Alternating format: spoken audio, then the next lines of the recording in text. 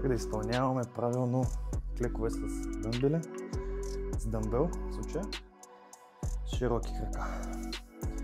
Оставаме си с крака на ниво на раменете, след което правим едно разтваряне на пръстите, второ, за да изравним ходилата, и трето на пръстите, за да ги изкараме навън.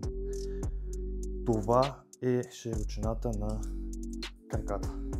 Хващаме си дъмбела, както ни е удобно, дали ще бъде така, както му е удобно.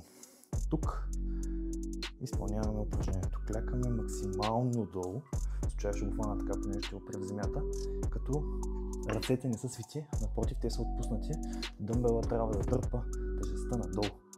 Дигаме си без да се изправяме, а леко сме наведени напред и си изпълняваме упражнението. Колкото може по-долу клякаме. Идеята е да стегнем максимално тези сухожилия, които са тук горе на таза.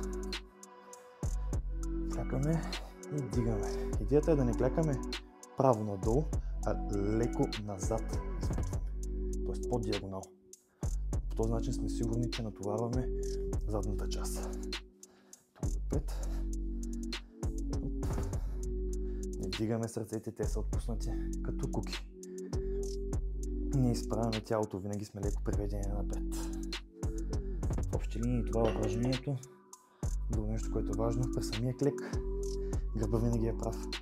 Дори като избутваме назаде, не се огъваме, винаги избутваме с таза назад, за да може гърба да ни остане прав, а не да се получи изкривяване.